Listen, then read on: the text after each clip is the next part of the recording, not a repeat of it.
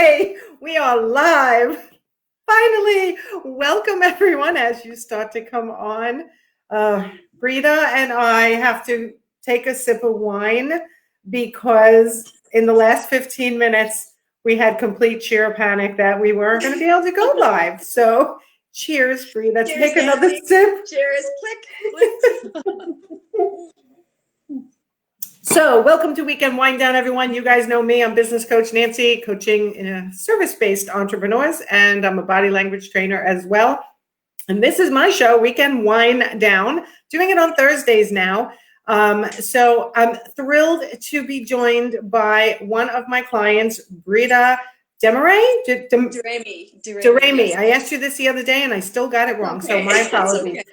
So just so you guys are aware, Brita is probably, her heart's probably racing 300 miles an hour right now. Because, so say hi to us, give us some love, because in the last 15 minutes, Brita got on, she could not hear, you could not hear me. No. Right? And yes, I could hear you, and it was a whole thing. That's why we're a couple minutes late, turning off the computer, turning it back on. You guys know how it is, right? Like, it's just never goes the way you think it's going to go, is the bottom line. No. I think it was a perfect entry to a discussion about perfectionism, though. Yes, it was. It is actually. So we are here today to discuss breaking out of perfectionism and how much it can actually change your life and your business. Right, Brita? Oh, entirely. Yes. Okay. Sure. So thank you for doing this with me, and I hope your body's starting to calm down and the anxiety of we're running around trying to find headsets and trying to fix. Now that we're doing this, it was like, yay, big load. I'm good. I'm real good. So right. And what I was trying to reassure you while you were feeling very anxious that we were not going to be able to do this because the computer wasn't working, that, you know what, it's happened to me before, where I just go on my Facebook page and go, sorry guys, Weekend Wind Down's not happening, technical difficulties, and I would have bumped you to another day. So it's never a life or death situation when it comes to these things. No, that's good. Nothing really is. Nothing really is. Exactly what helps somebody who's a perfectionist sort of break out. So tell everyone a little bit about your business, what you've done, and how you first came to me. Well, I had my business for over 30 years. During the time I was single, and then I got married and had 3 sons and raised them. So I was never really the full-time sort of really trying to develop my business. But after they were in college, I just felt, no, it was my turn. So I started looking for some help.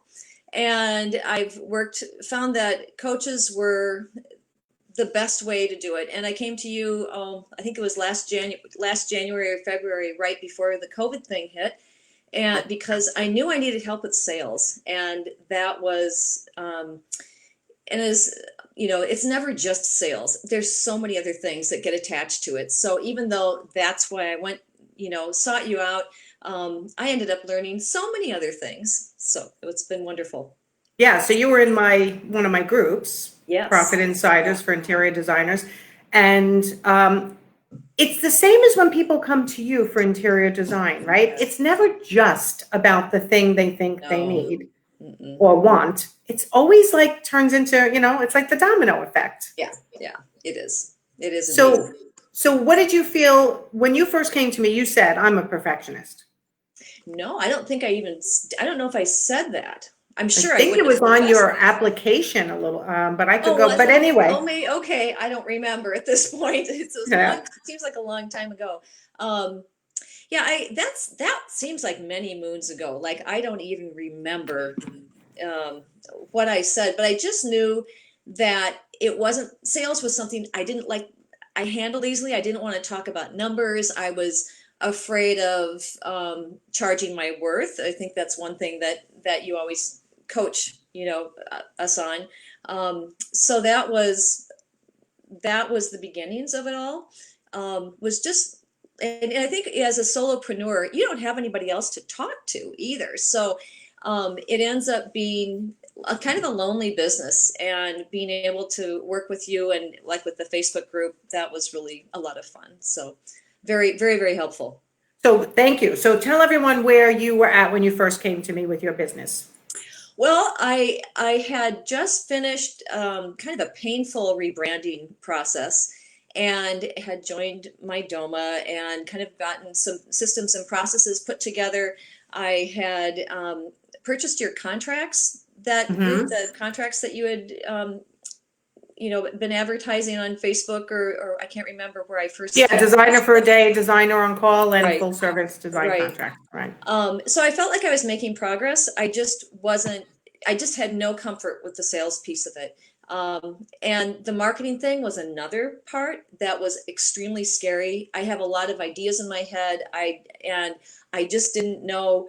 I think it's that confidence thing where you don't feel like you've got everything together enough to start trying or to start launching. And that was one of the big things that I think you helped me and our group through, is that you do not have to be perfect. You do not have to have um, everything else in line in order to be, people just don't care for perfect people to been with. I think they just want honest, well-meaning, warm people to connect with. And Yeah, and what you do, what you did is typical. It's yeah, in it with a lot of people where they're trying to get, I have to have all my processes in order. I have to have all my marketing set. I have to mhm. know exactly what I'm going to do no matter what question the client asks me. And you get kind of locked up in frozen. And you're an artist too, right? So Yes. you do beautiful artwork, and your brain, as any creative, kind of jumps all over the place. Oh, all over. Yeah. In fact, I think perfectionism is kind of a liability of being a creative, because there's always the next thing that excites your brain. You always want to, nothing is really um, done is really boring. You kind of want to keep going and keep developing and keep finding new solutions. And, you can really, it can go too far, of course, which is the problem with the perfectionism.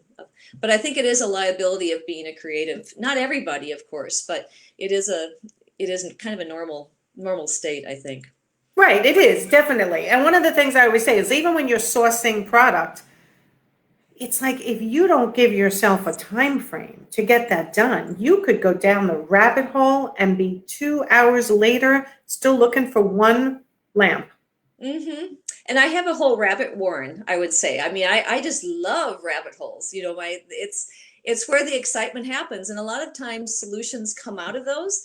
But as you know, your point about the time management piece, that is not as at all something I do naturally, and I know people that do, but it's not me. It's not me, and so that's continues to be a challenge. But part of what drives the rabbit hole is not just drives the rabbit hole. That's an image fun. Part of what drives that is perfectionism, and it's not the real work that needs to be done in order to call the job good enough. And you can't sell something unless you have it done, delivered, or proposed, paid for, ordered. Um, so that's yeah. Yeah, I mean, what happens is, basically you source, and you keep sourcing and sourcing and sourcing and sourcing. And then in the end, you pick the first two things you probably selected for most of the time. Yeah, yeah. Or I feel like I think in order to be sort of, I guess, felt like I involved my clients and gave them fair choices, I worried about having the perfect choices for them that really demonstrated my concept, or gave them, this or this. Like I had to drag them through that, and that's one thing I'm really learning not to do. That they don't have to be involved in my process, how the sausage gets made. They can just they've hired me to make things beautifully streamlined for them. And again, that misses this creative edge that I'm looking for, that I often like to have. But I'm learning to quiet that voice and just kind of present, here, this is the most beautiful option, and here you go, as opposed to not having full confidence in that, and showing a few other options too. I mean, Yeah, because you're really not hired for perfect. no, You're no, hired for fabulous. You're hired for right, beautiful. right? So pick any of those other words. And if you're trying to go perfect and always have that anxiety that the client's not going to think it's good enough, which, listen, is always possible, right? We know there are clients who are never happy, but clients who are never happy are not really going to be your ideal client. No. Right? And you kind of no, and when you start learning that early on, you change your process a little bit. But right. You have changed completely since you first came to the group. I think I have. As far as just feeling confident that the sales process was in place, and it was really, I was so comfortable with it, that I was offering a lot of value. And when I started working with people, I was paid in advance for that consultation, which, wow, does that feel good? I mean, you can press the doorbell and, they open the door and they see this person that feels confident and feels good about the whole relationship. No shred of anxiety. Will they want to work with me, or will they be, will they pay my bill? I mean, that's horrible. So to have a process that allows me to start on the right foot is absolutely wonderful. I really, really appreciate having that.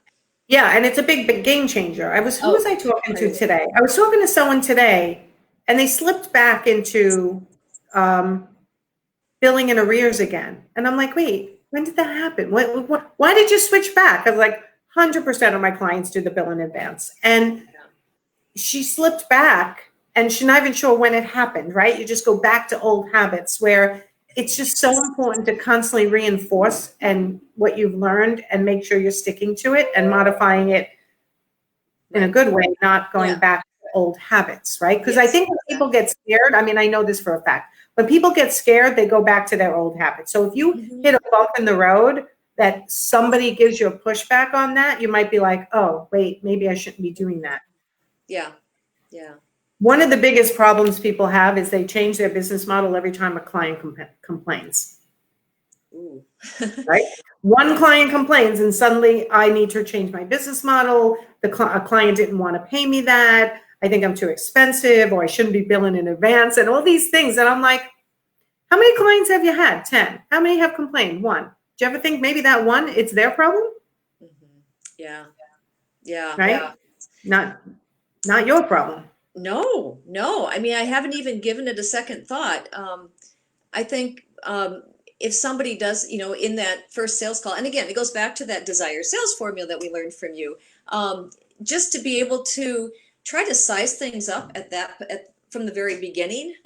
What do they want, and identify whether or not they will, find value in that first 2-hour consultation is the most important thing, because it just puts everybody at ease. They know what they're getting. They know what they're paying. They know the process. You've kind of streamlined things for them. So there's none of that, ooh, what's going to happen here? Or are we taking advantage of her? Or are they going to take advantage of me? All of that is just gone. It puts some really good guardrails up. And yeah, absolutely. I'm curious to see if anyone's watching who still does not charge in advance for a consult, if you want to admit it, right? And I promise I won't yell at you.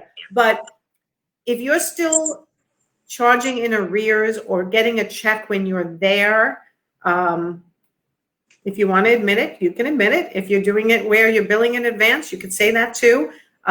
Because I think that the desire sales formula is meant to keep you in the moment and force the client to stay in the moment as well. Yeah.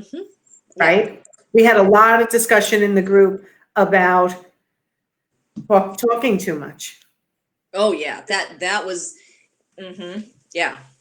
Right. And I think often you talk too much when you are nervous or you have that little bit of anxiety. I know I do. And so it really helps to just have that be one of the rules. Like, I've mentioned to you, it's like you're sitting on my shoulder, just saying, shh, don't talk too much. Don't, cause and you learn that. And when it becomes really about listening, you learn so much more, and you learn so many more opportunities to help them connect the dots, kind of anticipate their needs. I mean, it is entirely the point of working with somebody anyway. Just listen to them. It really is key, essential. Yeah, and I still hear a ton of stories of interior designers walking into homes in a whirlwind. They start rattling off all their ideas, whether it's something that the client is asking about or not. Meaning, if the client's bringing you in to help with the living room and you're walking in the front door and you're suddenly talking about their foyer, Yeah. oh, all the Yeah. things that can be done here. I mean, huge mistake. Yeah. Because you're not addressing what they're bringing you in for at least first, and then let them ask you, is there anything else you have questions about? And if they say to you, do you have any other suggestions? Right. Then you can say, you know what, when I walked in, I noticed the foyer could use a little thing, but let's finish with what all your questions about the space I was brought in for. Like, keeping the person in the moment is really huge. Virginia is saying, I have another appointment. This is so good. I look forward to hearing the recording. Thank you, Nancy. And she goes on to say, for always sharing such rich, helpful, and thank you, Brita. That's the end of her message there. That's a good appointment. Okay. I have another appointment. So there's a lot of people watching from inside the group, so I actually can't see their names, but I want to bring up, let's see. I do a check when I'm there sometimes. Okay, so again, without me looking in my group, because we're broadcasting onto my business page. If you're watching from Nancy Genzicoff, her business coach page, I can actually see your name when you comment, but Facebook protects people from being sucked into Be Live, I guess, so I can't always see. So whoever that is, and I can check, I'm definitely guilty of that. Okay, not taking money in advance sending. What's the formula? The formula is in my membership site. Mm-hmm. It's basically, I do get paid before I get there. Excellent. Listen more. Yes. Mm-hmm. And Gloria saying, charging in advance since I started to be coached by me. It's a wonderful thing. Totally agree with Brita. Yeah, I mean, it's a game changer. It is entirely. It's a game changer. So here's the thing. For all of you who are still, but it's always fun. That's exactly what I was going to say. I actually have to figure out who that is, right? So here's what happens. And every time I put up comments, my weekend wind down disappeared. So I have to go back and put it up. So here's what happens. And I'm telling you, I was an art consultant for 17 years. I saw it happen over and over and over again. At the end of the meeting, the designer's like, oh, okay, I have an invoice now that, do you want to write me a check? And I'm watching the whole awkward designer presentation of that, and then the client funneling through their pocketbook or their junk drawer. Gee, I can't find my checkbook. Guess my husband must have put it somewhere. But while I have you here, can I ask you a couple more questions? It ends up going an extra half an hour. Mm-hmm.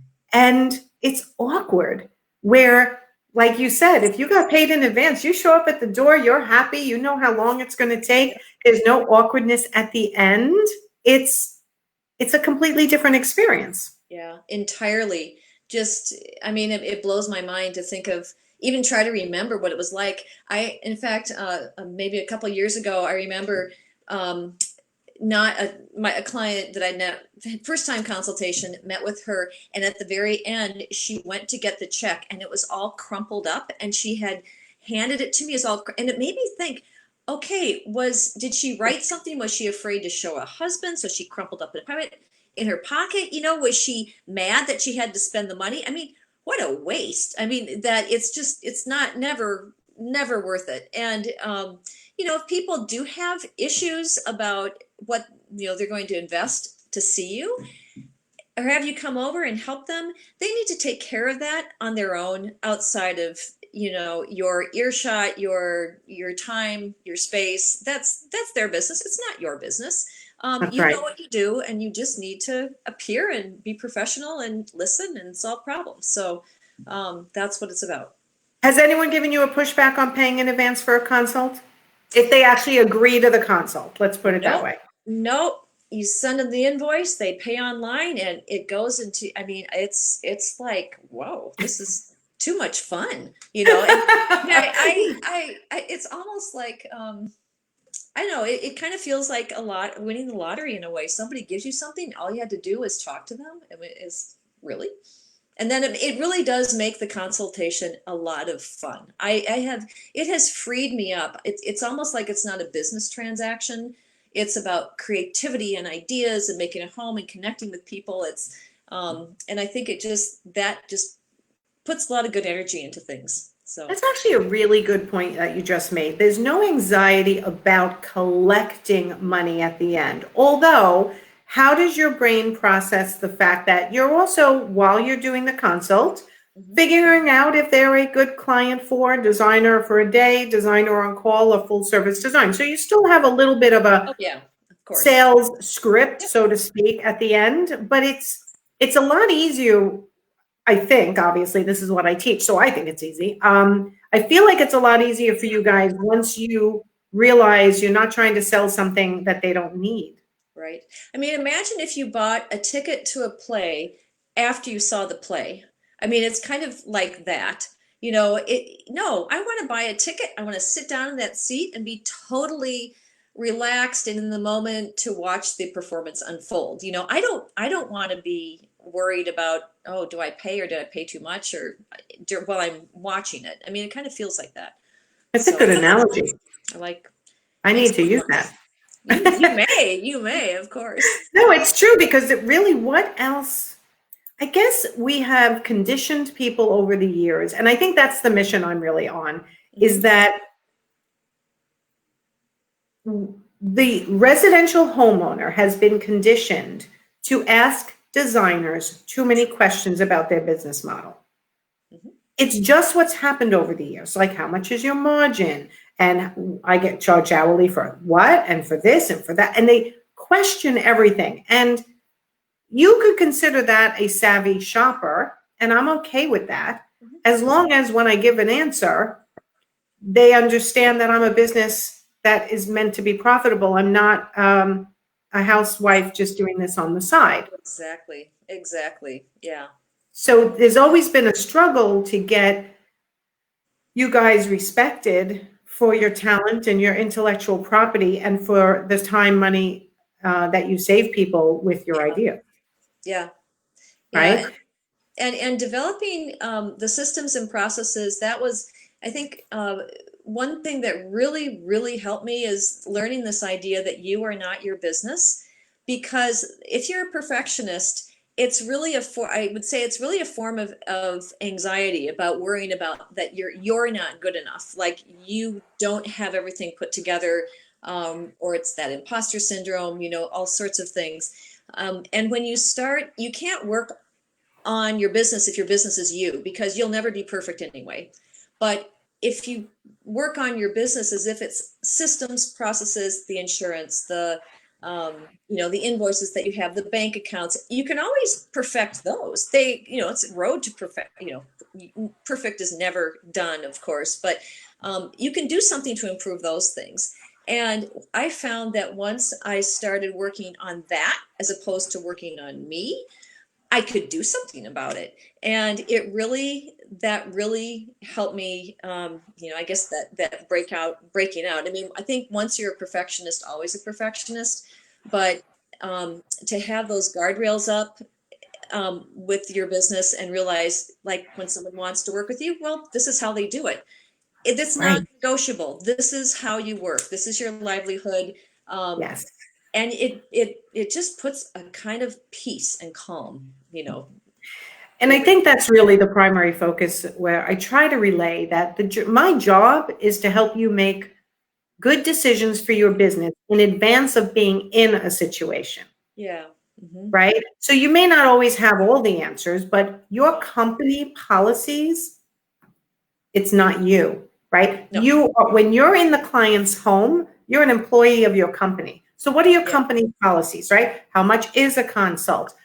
How much is designer for a day? How much is designer on call? What's your minimum number of hours? Do you bill in advance? Bill in arrears? 100% of the furnishings up front? Like, whatever you do, knowing these decisions, then when a client says, well, can I pay you just 50%? You say, no, I'm sorry, the company policy is. Yes. And you separate yourself from the policies Right. in Exactly. order to remove that emotional, right? Mhm. I get asked all the time, like, how much is a consult? Oh, I'll offer you this instead. Hey, I'll just take, and I'm like, no, that's not enough for me to be profitable and to No. run a business that will be here for you in the long run. And people are Right. so afraid to say that to their clients. Well, why do you charge so much? Other designers, blah, blah, blah. I'm here to be profitable so I can be here every time you need me in the future rather than go under. I've never had to use that phrase yet, but I don't, I mean, wouldn't it be nice if I never had to defend my business that way? But I'm sure the time will come. And I think just hearing you say that over and over again has really helps. I mean, I hope it's going to be available, when I need to face that kind of situation. So, Well, the biggest thing, Brita, is that you don't have any shame anymore about running a profitable business. no, not at all. Mm-mm. Where No. often people, when they first come to me, they're like, yeah, but isn't that too much? What are, like, I don't want to price I've been myself there. out of the market. And I'm like, there is such thing as pricing yourself out of the market, but yet not really, right? Because for certain clientele, the more they pay, the more valuable they think you are, Yeah. right? So Yes. it's shifting. Let me just see who's asking. Okay, so I'm going to look at Tamarin. This is Tamarin. I'm looking at the other screen so I can see who's commenting from the group. May I ask what everyone is charging for consultations these days? You charge $100 an hour. Okay, do I go off on this one? Okay, I would prefer you have a set price for your consults, and it's 90 minutes to 2 hours, and you don't charge hourly, and it's a little higher because you're saving them time, money, and mistakes by going into their house for a consult. So this is one I watch. My group is, I don't know, 6,800 people at this point, and there's always everyone asking each other for advice, and I love it, and everybody keep doing that. But be careful of the advice you take, because if someone charges, I don't know how many one-on-one and group clients and membership site people at this point. When I tell you there's a range of, I charge $150 for a consult all the way up to $495 for a consult, depending on where they are, how experienced they are, who their clientele is, what they provide at the consult. So Tamarin, I just don't want you to get caught with, oh, I should be charging this amount without all those other things being answered. And it also has to do with how confident you portray, right? It's hard for someone to ask for $350 if they're like, well, I do charge $350. Like they're asking it like a question because they're insecure about it. So until you have the whole delivery down pat, sometimes it's hard to change your pricing. Yeah. Right? Let's see. Gloria, I feel like my clients respect the time limit much better now that they pay in advance. It's amazing how that happens, right? She goes on to say, before they would many times try to go over the 2 hours. Yeah, everyone's going to try. Yeah. And I will say that I'm pretty generous. I mean, true confessions, I do go over the 2 hours, and but again, that's my choice. I don't feel controlled by, like, they're running the show, and they know that, oh wow, you spend a little more time. And then I get back to my office and I'll usually send them a couple of digital sketches or notes that I did just as a little follow-up. It's kind of, if I look at my hourly rate and the amount of time it really takes me to do my consultation, it's still, I need to kind of tighten it up a little bit in order to increase that profitability. But I leave people feeling like I was very generous. So, and I think being paid in advance gives me freedom to do that. I get to really, I feel so grateful to them that they've, invited me into their home and to help them with things. It just makes me feel I want to give them a lot. And I do. And I like the over delivering if it's appropriate, right? If you walk into a home and they are really very sweet and nice, and like you said, they're not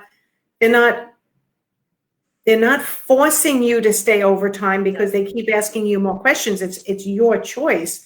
I mean, I go overtime all the time on my sessions, and I happily do it when I know that I'm helping someone and I have that space. Yeah. So, but it's not them taking advantage of you. It's you offering it, right? Such a difference in mindset. Completely. I say someone's asking, let's see. Hi, Sarah. Sarah's here. It's going to show. Sarah, what app do you use for digital notes and sketches? It's been difficult for me to move from paper to pen, but I'm going to make a transition.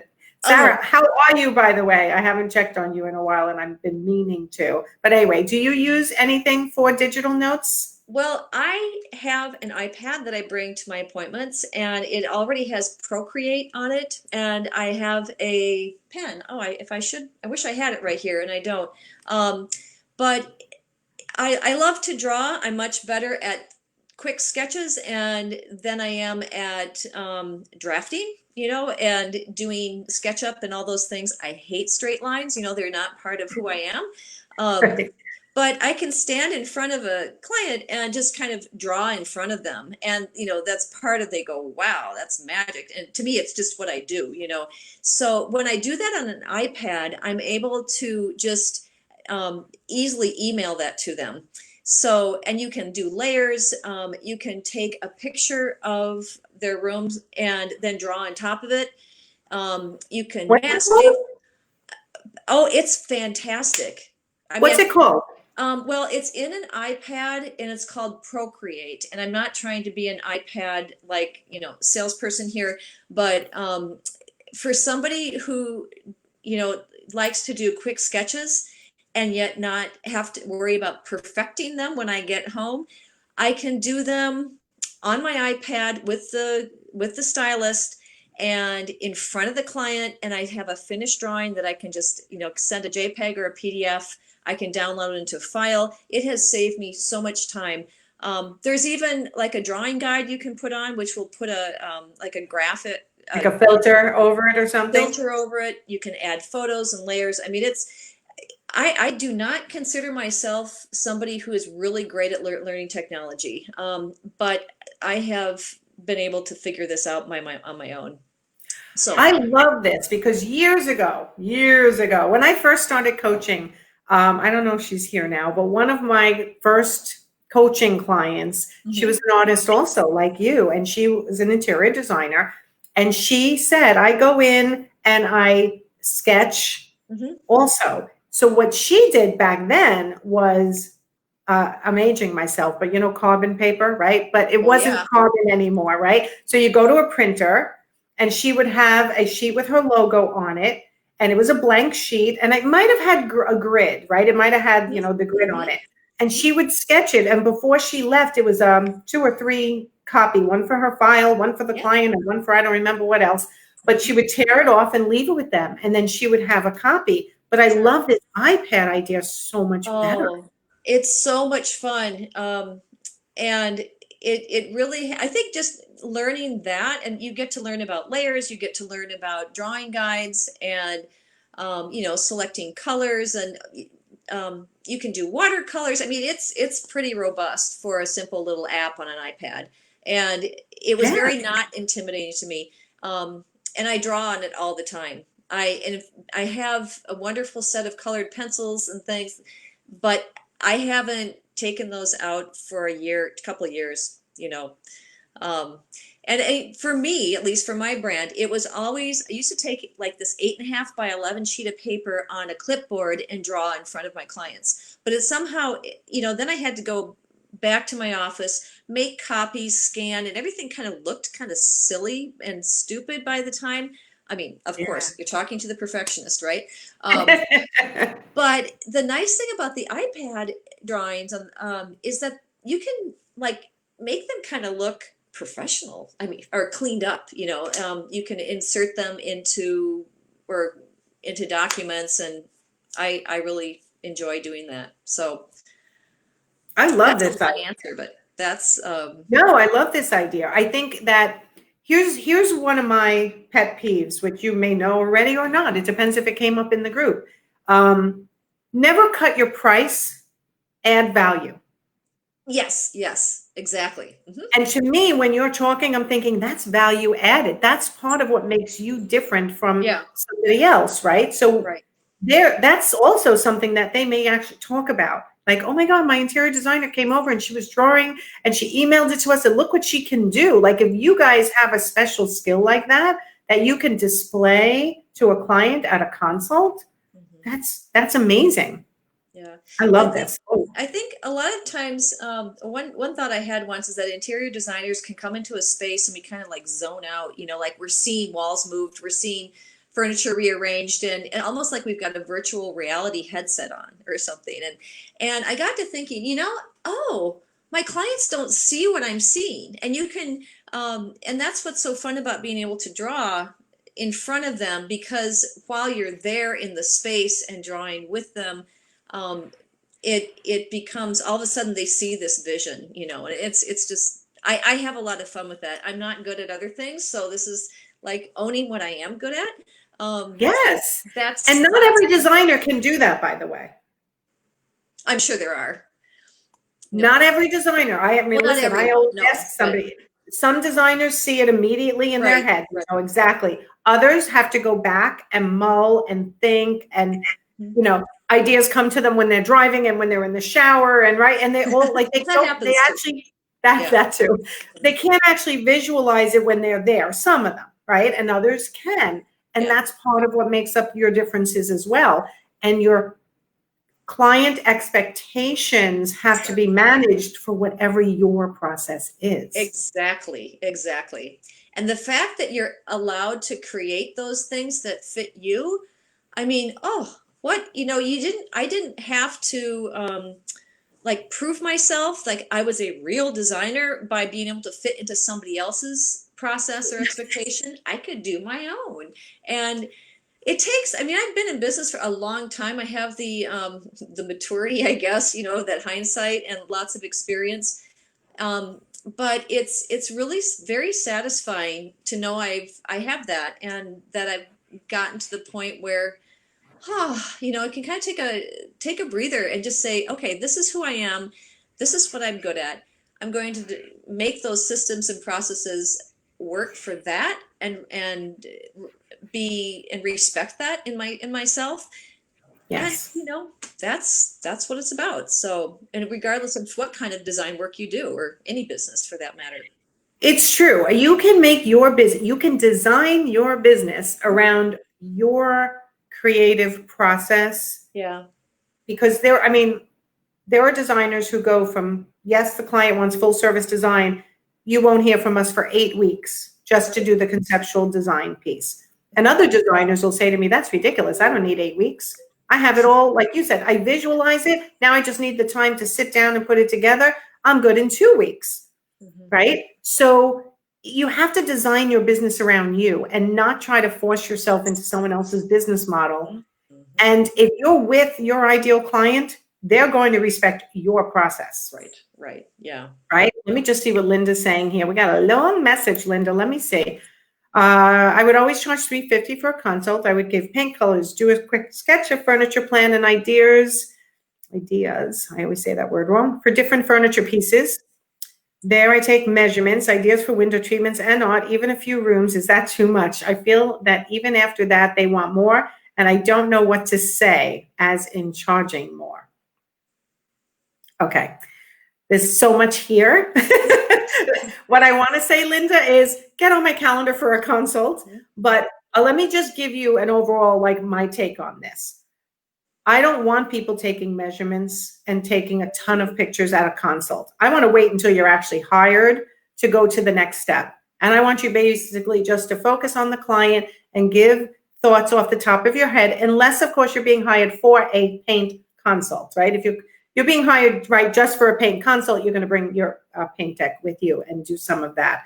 But to they want more from you, that's where you have the opportunity to sell them into a next level of service, right? Brita knows this. What should she do, Brita? You know all this. Well, I think that Linda, what you're describing is that you're very good at giving a high level overview and exciting them about your ability to visualize and solve problems for them. And that I don't think $350 is too much at all for providing that much value to a client. But that should be the amuse bouche. It should be something that just kind of um, invites them What's to their want. palate? Yes, invites them to want to work with you more. I think, and that's what with working with the different consulting packages. I like consulting a lot, and that works really well for me. So it was nice that even at a certain point in the consult, I would um, it, again, it's kind of like I'm not that regimented about it, but toward the end, when you realize, oh, there's so much I can help you with here, and then to start to talk, discuss how they would like to move forward. At the end of these 2 hours, what is the best way I can help you? And then when they start listing, well, let's do this, this, and this. Well, this is how I would do this. I would, be able to give you this type of service. This is how I would do it. And it would probably take about 10 hours. And I have a consulting package. Again, that's that sales piece that I learned from you, Nancy. That you didn't have to keep on giving. You didn't have to keep on giving. Your role was to excite them and show them your skills. It's partially sales, and it's partially solving problems for them in that first consult. So yeah, I mean, it's totally giving generously of your thoughts and ideas that will naturally put them in a state of overwhelm, not because you're trying to, but they don't know everything they don't know. So you're helping give answers to some things, but you're also bringing up questions that they're going to need to have the answers for, or decisions. And when you get to that 90-minute time slot, roughly, you want to say, we're getting close to the end of our consult. Would you like to sit down and talk about next steps? Right? And then you're saying, okay, let's talk about what I've heard. And you then offer them a service model that is appropriate for what they need. I am very against when you're at the consult saying, oh, I have these 5 business models. Which one do you want? Right? I could do full service, or I can do this, or I can do a 20-hour minimum, or I can do designer for a day, and all these, and you're looking at them, waiting for them to choose. I believe that's where your expertise comes in. If you've been a good listener, like Brita said, right from the beginning, and that's your primary role, is to listen, give advice, listen, give advice. By the end of 90 minutes to 2 hours, whether they need you any further, or whether they're DIYers and you just got paid for the consult and you're happy because you got paid, or if you're offering them full service design because they're hands-off type people, they want you to do everything, they're busy, they don't want to do anything, and they're putting you in charge of an entire room. Or if they're a designer on call, which is basically, you can call it whatever you want, but it's blocks of hours, or whether it's another one-day event where it's 6 hours in and out, and you can take them shopping, or you can help them figure things out around the house. That's your job, to figure out what they need the most and to offer them the most appropriate. And that's where you really shine at this point. Like you're comfortable with that. I can tell by the end of our 6-month group coaching, you were like, I got this. It's so much fun. I mean, it is. I don't know. So I like helping people, and to have the comfort of a business model that allows me not to trip over myself all the time is really nice. And just to even hear you talk about, repeat that. I've heard you explain what you've just explained so many times, and I swear I will never hear it enough, because you do it so beautifully. And I just hope it eventually starts, really sinking in. But it's really helpful. So it takes a long time for a new way of thinking to sink in for anyone. I mean, right. I always have a coach on board, and sometimes I feel silly. Like, can you say that again? Like, I know I've heard it before, but I need to actually absorb the vernacular, the wording, the tone, the pace and then also put my own spin on it to make it authentic to me. So often my clients, and even my non-clients, here are tight, hear me say the same messages over and over again. And it's important for them to have the repetition. And honestly, I think I say it a little different every time. Probably. Oh yeah. It's natural. You know? It comes out of you naturally. It's not a forced thing. But Right. it's very, very secure, I guess. That's the nice thing about it. Yeah. Yes. Okay. This is a loaded question. Who's asking this one? Sarah. Hi, Sarah. Okay. So Sarah, we haven't gotten into this part of the new group that Sarah's in, but what do you say when they ask you, what do you think it will cost to do what you envision? Do you talk money? And do you say, to do it properly, you must expect to spend this amount? Okay. So yeah, don't shy away from talking about money. If you're able to, off the top of your head, tell them what you think the range will be. Always do a range. Never tie yourself like, oh, this is going to cost $25,000. And now you've gone to 28 when you get hired and they're like, you said, right? So always give yourself a range. How are you handling that at this point, Brita? Well, as you know, I discussed this with you a couple of days ago. Talking about money has always been just like, that lack of confidence is there. Although the thing that's really helping me, again, it's always about how to put this, perfectly, right? You don't have to put it perfectly. Let's put it. It's about listening to them and getting a sense and reflecting back to them, even a method for solving their problems. Do they really, and the more questions you ask them, the more validated they feel. So when it comes to parting with money, they sense, oh, you really understood our priorities. You really understood, all the things all the nuances of what money is about. And again, the range, I'm learning, my assignment was to figure out square foot, even though I don't do square foot. At least and I did go through a little bit of an exercise with that yesterday, and just doing that made me feel more like, oh, I've got something put together here, even though I don't think I did it perfectly, No whatever. such thing. Can always have to put myself in check here. But the more you are prepared to talk about the money and have methods and guardrails, ways of answering it, I think the job is to give just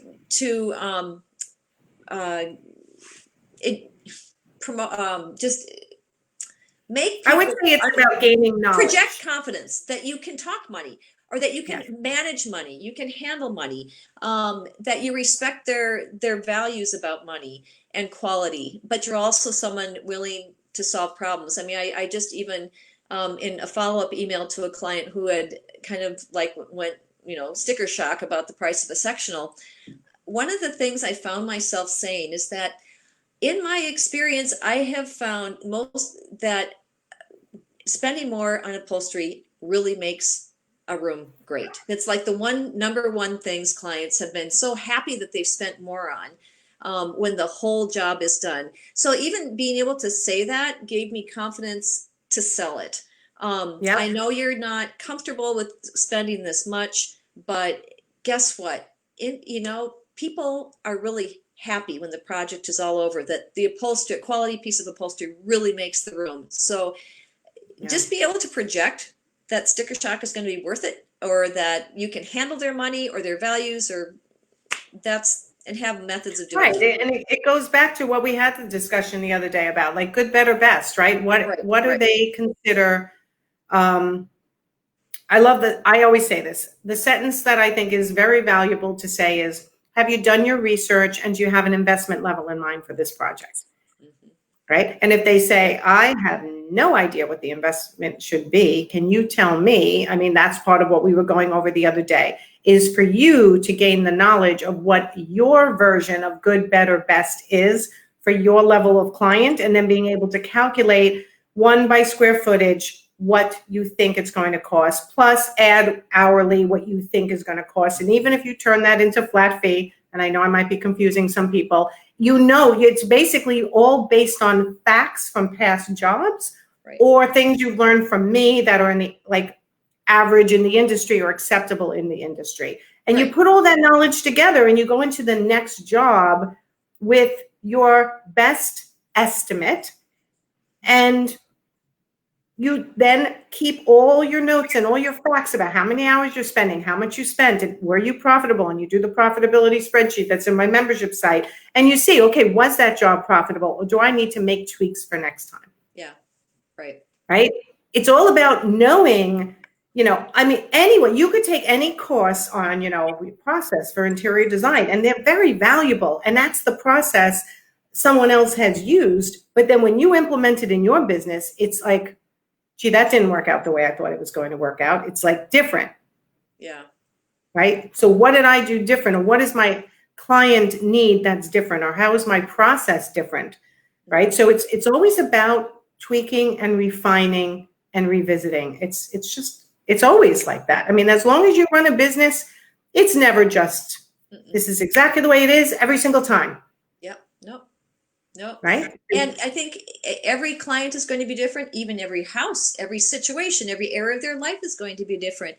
I have had clients that have not batted an eye at a price for one room, and yet I have to value engineer the next room. And for me, at least with my brand, what I like to do, I think creativity can solve problems for people, and that has huge value. How it solves problems can adapt to what people's budgets are and expectations. Of course, I would love to have more of the clientele that doesn't bat an eye at price and really get COMs and custom things. But I love solving the problems, and I want people to know I can do it in so many different ways. Because I'm so flexible, I also want to be careful that I don't undersell myself, or I can't upsell something. That's one of my challenges. I don't want to assume that everybody wants to save money. It's like, no. and that's actually a really good point. And that is the assumption many people go into a job saying, as an interior designer, I'm known for making sure I give them the most value for their buck. Yeah. And yes, you should give them value for their buck, but that doesn't mean you should be working into your profit for being a business that needs to stay in business. No. Right? So there's that balance of, if someone doesn't want to spend $20,000 on a sofa, they want to spend less, okay, but you have to protect your profit in there. Mm-hmm. Where many creative interior designers, you're all creative, but many people like, this sofa is so good, it has to go in, or the lamp or the chandelier. I'm going to take it away from my profit and just do it. Still stay within their price point, but you're taking away from your profit. And that's a dangerous slope to go down. It is for sure. And that whole profit first light model that you used, I had kind of started profit first. I had all my bank accounts, but I didn't really understand. Because I have a relatively small business, it's like, oh, well, what kind of percentages should I use on things? But just establishing a rule: 5% is the profit, 15% goes to expenses. 15% goes to I can't even remember right now. Cost of goods, or just to work within that. I have a spreadsheet. Whenever I have an invoice, it goes into my main deposit account. I do the math. And it's like, again, I'm not questioning my prices. And all of a sudden it's like, wow, I have an expense account. Wow, I have myself. And it's like, really, me? I did this. And so it really takes away this need to save people money, or it doesn't, again, having that system, all of a sudden, I'm not questioning the fact that I need money to run my business, and I need money to pay myself, and I need profit in there. Like, somebody gave me permission to do that, and I heartily, recommend it. It's like, why not? So right. I mean, listen, you guys want to go to markets, you want to do coaching, you want to buy a product that looks great, that you need to learn something. You want to have an accountant that actually does their job, and a bookkeeper, and possibly an assistant. You can't be running on just how much does it cost me to stand in this square in this woman's house right now, and I can't charge them anymore because no, it's not just about your time. It's about all the expenses that come along with running a business, Yep. right? Yep. Banking, accountants, and insurance, right? It's like, and I think that because a lot of interior designers have gone into it as a second stage of life or a second career or post parenting stage, they don't realize that it's fun for you, but you can't run your business like a hobby. Otherwise, you're going to constantly be frustrated and feel undervalued. Yeah. Right. And then it's not fun anymore. No, I mean, it's just amazing. You know, it allows you to solve the problems that really are problems, like, oh, something, well, of course, I'm drawing a blank when I come up with these things, but the problem isn't how much should I charge. Yes. That is just, it's such a time and energy suck. It's just not worth it. And that's because you've made the decisions in advance with us and the group and with me. You made your decisions on what you're going to charge. And you know that when a client says, well, can you do any better? No, I'm sorry, these are my prices. And this is the value you get. And you are no longer going, they can't really afford it because they just told me this whole story about how someone's sick in their family and and maybe I should be doing better. And then that goes home with you, and then you feel bad, and then you can't sleep, and then you wonder, should I be changing my prices for this woman because she's so nice? And all those things are all valid thoughts, but you're not protecting your company. No, and letting you stay in business.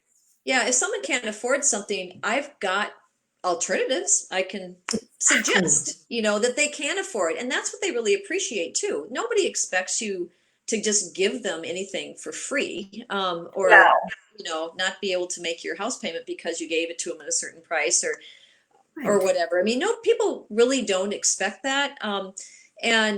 But the fact that you can offer a solution to them for them that might fit their budget, that's also part of your job and the reason they hired you. So right, you're not working into your profits, but you're offering them an alternative service perhaps, or change the scope. Let's reduce the scope so we can get this part done that's most important to you, and then we can roll out the rest 6 months from now. There's plenty of options for people who don't have enough money to hire you fully if you have different ladders of service. Okay, believe it or not, it's 5:31. So have you done your research and decide on what? So when I used to be an art consultant for many, many moons ago, and 17 years of that, when I was going in to custom frame something, I would say, have you done your research and understand what custom framing costs? So I teach the same thing to my interior designers. When you go in for a consult or on the phone, if you get into that whole money conversation, which I teach you not to do, but if you get stuck in it, it's one of those things that you say, have you done your research on our project this size? You want to redo your kitchen, let's say. Have you done your research and understand, have an idea what your investment amount will be, right? Because I don't use the word budget. I use, and Brita knows this, budget makes people want to sit on their wallets. Investment is expensive, and they realize they're investing in their home. So let's just go to the final two. Victoria, protect your profit. Yes, you have to protect your profit, Virginia, always. Let's see, another comment. I just heard the family sick story. Yep, me too. Let's see. And last comment from Virginia. Finding your ideal client can be an uphill battle. What do you ladies recommend when you're not getting your ideal client? So my recommendation is that you might not be showing up in the world as your authentic self on a consistent basis. And sometimes that is causing you not to attract your ideal client, although I see Virginia's been going live lately, and good job, Virginia. I've been seeing them. It's consistency in the long haul, and you also may have to redefine who you think your ideal client is, because you might be going for a client that is not attainable for you right now, and it's going to take a while for you to get to them. So in the meantime, you can identify a second avatar, a second ideal client that can fill in the gaps of your financial needs as you continue to hone your skill to get to that and your activities.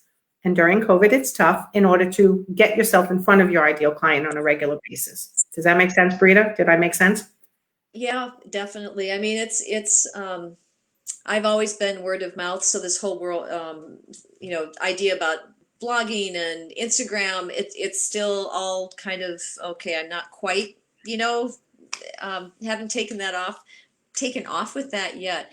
But all of those things make a difference. It's a hard process. It really is. I think the one thing that really helped me was knowing that it doesn't also have to be this perfect magic formula, that your relationships with people, where you show up in the world, just because you're your neighborhood fundraisers, all these other Yes. things can really contribute to people just knowing you. And that elevator speech thing, the more you can define about what you offer people, and the more it naturally comes out of your mouth at any situation. You don't have to, have the perfect marketing thing or the. No, I mean, the exercise, your business in words, it's on my website. It's free on the resources page. It's a great exercise.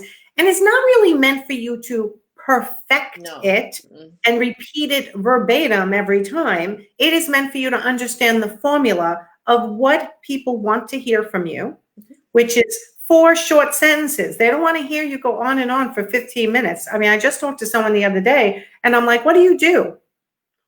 I couldn't figure out what he was saying about what he did. And all I'm thinking is, I still don't know what you do. And you've talked for 10 minutes. Like, I was so confused. So if you haven't done it yet, go to my website, free resource, Your Business in Words. It helps you get that elevator pitch. It's also can be used for many other things. It's in my video, but it is like just knowing when to stop talking. And listen, because when people say things, in fact, I shared with you this the other day. I was in a gift shop and helped someone that was helping me buy the right size candle for a candle holder or something. And she was telling me, oh yeah, we're remodeling. Well, because I had this confidence that I had this elevator speech, wasn't just like perfect, or wasn't like I was reciting something, but it just kind of rolled off. Oh, well, if you ever need any help, whatever, here's my business card.